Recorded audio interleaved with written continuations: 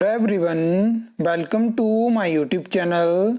इस वीडियो में हम Himachal Pradesh department of urban development में अलग अलग जो एक्सपेक्टेड अपकमिंग वैकेंसी हो सकती है, जिसमें जेई की वैकेंसी हो सकती है, एग्जीक्यूटिव ऑफिसर की वैकेंसी है, सेक्रेटरी की वैकेंसी है, जेओआईटी की वैकेंसी है, सारी वैकेंसी के ऊपर हम बात करने वाले हैं।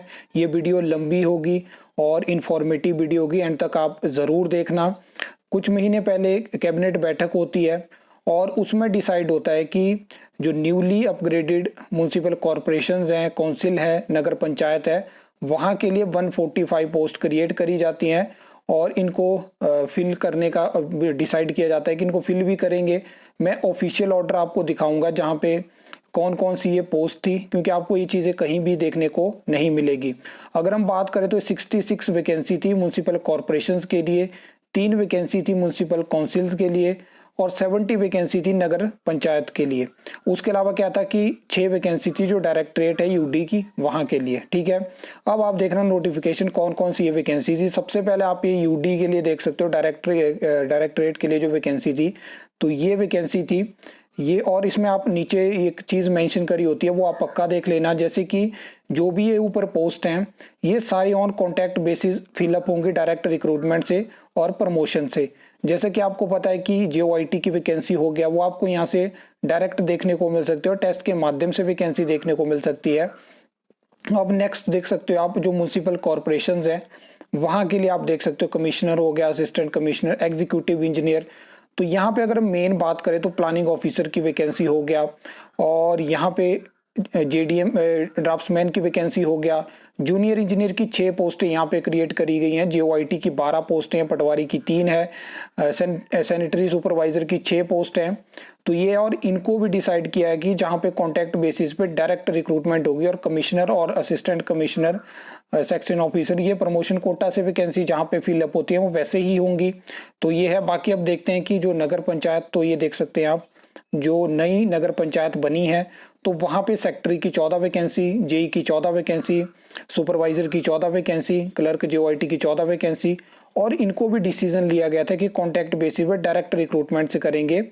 तो एक चीज़ मैं आपको बताना चाहता हूँ कि अब जैसे एग्जीक्यूटिव ऑफिसर की वैकेंसी हो गया, और ये था म्यूनसिपल काउंसिल जो है वो, यहाँ पे एग्जीक्यूटिव ऑफिसर की 3 पोस्टें क्रिएट करी गई थी।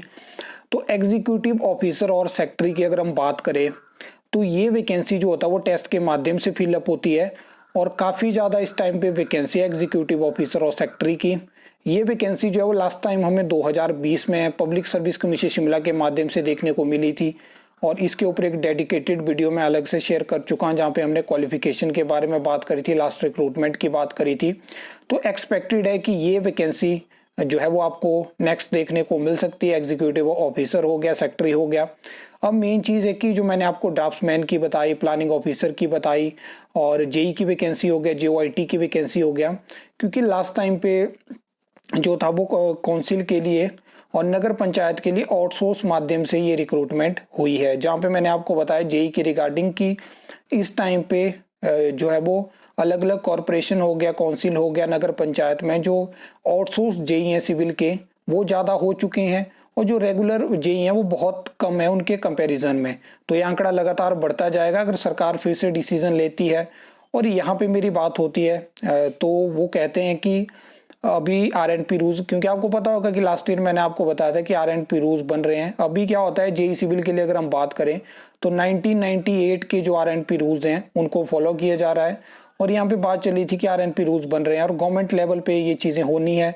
और उसमें उन्होंने बोला कि अगर ये पहले आपको आरएनपी रूल्स देखने को मिल जाते हैं तो ये टेस्ट के माध्यम से आपको भर्ती देखने को मिलेगी, और अगर ये आरएनपी रूल्स नहीं आते हैं तो आपको आउटसोर्स माध्यम से भर्ती देखने को मिलेगी।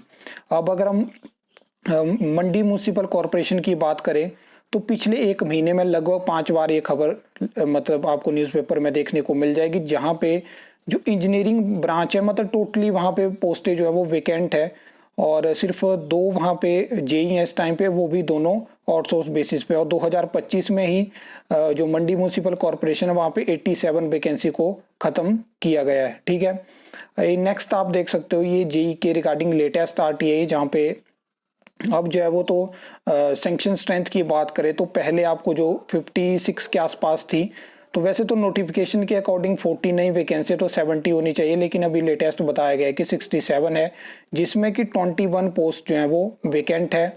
और यहाँ पे भी इन्होंने मेंशन किया है कि जो आरएनपी रूल्स हैं वो अभी फाइनल होंगे गवर्नमेंट लेवल पे, उसके बाद जब फाइनल हो जाएंगे तो उसके बाद exact number of vacant post जो है वो यहाँ पे बताई जाएगी कि डायरेक्ट रिक्रूटमेंट कोटा में कैसे है, प्रमोशंस में कैसे है। तो ये सब चीज़ें हैं। बाकी अब देखते हैं, क्योंकि मैंने आपको एक्सपेक्टेड वैकेंसी बता दी है। यहाँ से एग्जीक्यूटिव ऑफिसर और सेक्रेटरी की वैकेंसी आपको पब्लिक सर्विस कमीशन शिमला के माध्यम से देखने को मिलेगी।